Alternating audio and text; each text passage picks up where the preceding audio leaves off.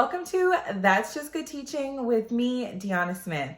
Today I have 6 things that you should do in January to make this your best year in the classroom yet.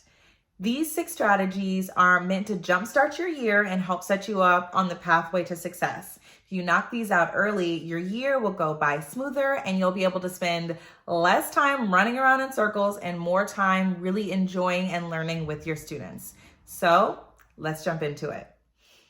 The first thing that you want to do, always, number one, is before you can go forward, you have to go back a little bit.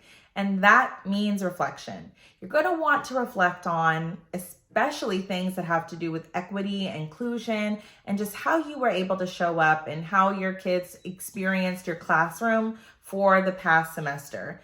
You probably already thought about doing this in your personal life with a reflection or some sort of journal activity at the beginning of the year. And it's just as important that we do this for our classrooms as well. Check the caption for a few reflection questions that you can be asking yourself as a teacher, administrator, whatever, for ways to think about how you can move forward and be better this year. And then also reflect on your successes, right? What was working really well. So critical that we take time to reflect and think about what has happened before we just get in the mood of like moving forward and moving on to the next thing. So check the caption for a few reflection questions that every teacher or school administrator should engage in at the beginning of the year to make this your best year yet. The next thing that you'll want to do in January to ensure that this is your best year of teaching yet is to select 3 books, at least. Obviously, you can read more, but I want to talk to you about 3 specific types of books that I recommend for every teacher, administrator throughout the year. The first book you're going to want is a book that is going to help you be better at your craft in the classroom, as a leader, whatever it is. This is one example. I've read this one many times. It gets better and better each time, but We Want to Do More Than Survive by Dr. Bettina Love is, of course, a great book for anyone hoping to get into asset pedagogies. So this is the book that is like your PD book, your book that you can read with your teacher friends, that's going to help you become a better teacher. The next book you want to read is just like a book for yourself, a book that helps you be the best version of you can be outside of the classroom. And for me, that book is Rest is Resistance. This is an amazing book that talks about how important this idea of like rest and having downtime in it is. And if you're anything like me, it's difficult to force yourself to do that. So for this year, I'm reading this book and hopefully I'm going to get better about resting.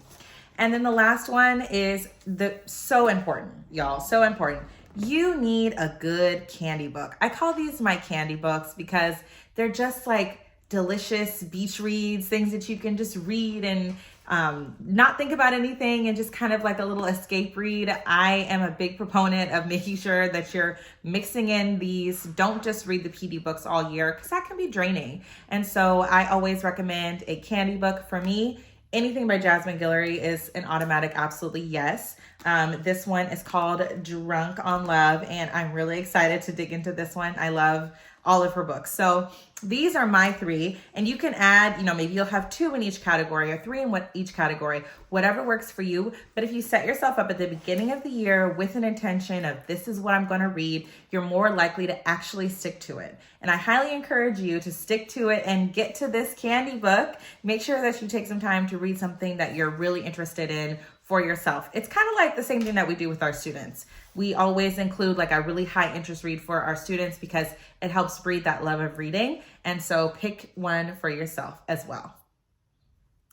The next thing that you can do in January to set yourself up for success for the whole school year and make it your best school year yet is to get ahead of Heritage and Culture Months. What do I mean by that?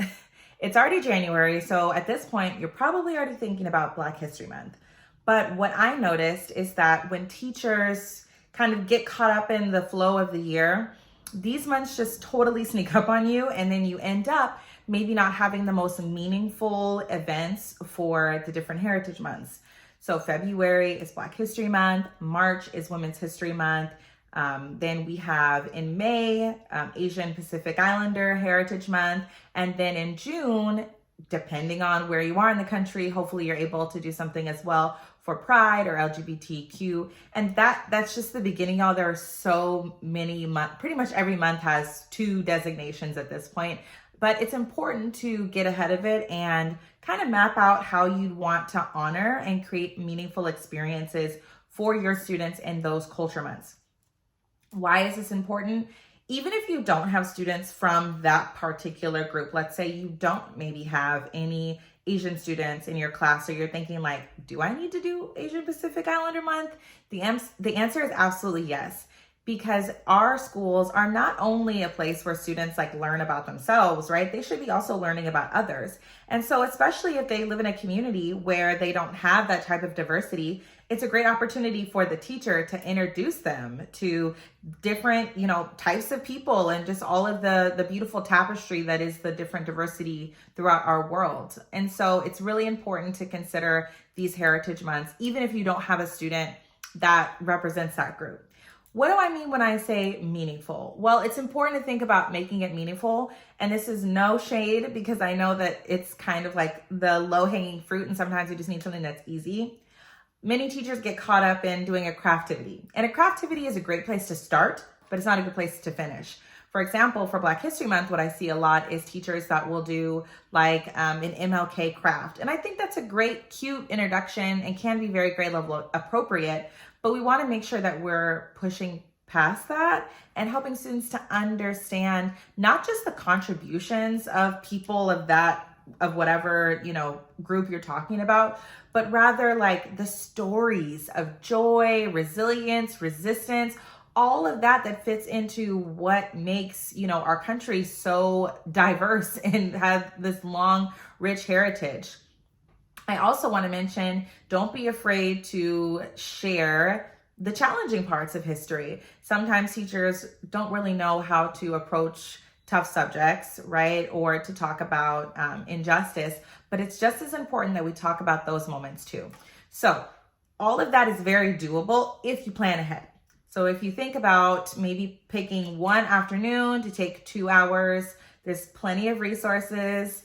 I have some resources, of course, that you can use to plan these things out. That way, when the month comes up, it's able to be meaningful and you don't feel like you're just like throwing something together just to say that you did it, but you're able to create a really meaningful experience for your students. So at the top of the year in January, I would just look all the way through. Even if, it won't be the same kids in September. For example, Latino Heritage straddles September and October. So it won't be the same kids in your classroom probably, but it's still good to get ahead. That way it doesn't sneak up on you and you're ready for it when it happens to really jump into it meaningfully with your students. The next thing that you want to do at the top of the year to make this your best year yet in the classroom is to, again, plan ahead. But this time, I'm specifically talking about planning for moments to bring some culturally responsive practices into your classroom. So this is a little bit of a process. What you're going to do is you're going to take your pacing guide, your teacher edition, whatever it is that you use to kind of guide the arc of the year. And I want you to look at it with a fine-tooth comb. And you're not just reviewing to internalize the lessons or to think about, okay, what am I teaching today? You're specifically thinking about culturally responsive teaching and practices that you can infuse in. So what could this look like? Maybe you take your teacher edition and you see there's an upcoming unit. Maybe it's on fractions, right? And you could just do the regular fraction unit, or maybe it's an opportunity to have students bring in something about their cultures. Maybe they use fractions to complete a family recipe and they have to double the family recipe. Or maybe students use fractions and they build a recipe or a little menu for other cultures, a culture that they're studying. Maybe in your science unit, you're learning about erosion, for example. Great, but what if you put a little lens on it of cultural awareness and taught kids about environmental racism and erosion happening more in other countries and what might be behind that? There's so many wonderful ways that we can be just a little bit more mindful, push that extra mile, add that extra layer that creates really, really rich experiences for our students in the classroom. But If you're just kind of going week by week, you're probably not going to have the capacity to think about all of those things. So what I recommend is picking up your teacher edition, your pacing guide, whatever it is. And if you're a multiple subject teacher, starting with one subject and just looking at it and thinking, is there anywhere I could add a little more, where I could do something a little different? Maybe there's a project that I can tack on. Maybe there's a book study that I can switch around.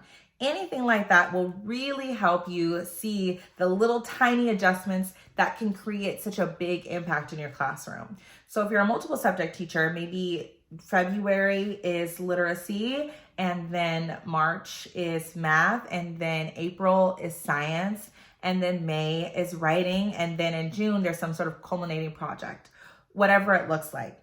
If you don't have the capacity just yet to like bop around to different subjects, or you're a single subject teacher, you can just pick each unit and find a little something interesting to do within those units. All that to say is it's really critical that you're thinking about that before you get to it, because once again, if you get to that unit, you might not have the capacity to actually do the research. But if you're thinking ahead, it might have more opportunities for you to co-plan with your co-teachers or to utilize some online resources to figure out how you can make each unit more culturally responsive. Now, of course, we want the whole experience and everything to include things from asset pedagogies, but it can slowly build over time, because maybe this year you add 3 or 4 things, and then next year you add 3 or 4 more, and then before you know it, you have all of these really great experiences for your students in the classroom. Alternatively, if you work on a teacher team, one team, part of the team can take math and the other part of the team can take literacy, for example, and then you switch and you've already have, 2 subjects planned. So this is really helpful if you do it early. So set aside some time. Maybe it's in your next grade level meeting. Maybe it's on your own. Of course, I'm not telling anyone that you have to work on your own, but if you choose to, take some time, review your units, and ask yourself, where can I see culturally responsive teaching or a different lens fit into the curriculum that you already have? And before you know it, you'll be building some really meaningful experiences for your students. All right, the next thing I have for you is not directly related to your classroom. Maybe it is, maybe it isn't, but it's still really important. You want to set an advocacy goal for yourself. This isn't a goal like a student would set that, is grade level proficiency or reading X amount of novels. Instead, this is a goal that you're going to develop based on something that you want to see changed or something improved or something you want to bring to your school community. What could this look like? Maybe you want to refresh the library. So maybe teachers can participate in a fundraiser to get more representation in the library. Maybe if you work at a school where there are admissions, the admission process maybe needs a revamp to ensure that the admission process is equitable and you're having different students from different backgrounds represented at your school. Maybe it's the same, but it's for the teacher interview process. There's so many different ways that we see inequities creep into our systems at schools. And so whether you're a teacher or a school administrator, this is a great opportunity to think a little bit ahead and say, what's a goal that I can set for myself and my community? Now, this totally doesn't have to be something that you go at alone. Maybe you have your little teacher squad of people that you're going to work with, or maybe you're going to, advocate for something at the school board. Whatever it looks like, set a goal now that you can kind of work away at throughout the year and set yourself up for success, knowing that your school is going to be an even better place to return to in the fall. Last but absolutely not least, you want to make sure that you've outlined your self-care plan for the year, whatever that may be. So you're probably thinking about self-care, and maybe you're thinking about like a bubble bath or something to relax after a long day. And that is absolutely very important. But you also want to be able to zoom out and say, overall, over the course of the year, how am I going to make sure that I'm taking care of myself and pouring into myself so that I can still show up as my best self for my students and, of course, your family? So you want to think about vacations, long weekends, routines that you're going to put in place. And so when you think about self-care, something daily, weekly, monthly, and yearly. So maybe your daily thing is you have a yoga class, a bubble bath, or just go, out for happy hour with friends. And then weekly, maybe you're going to set aside a little bit of time on Sunday night or Wednesday night or Tuesday morning, whatever it is, that's going to be your weekly maintenance.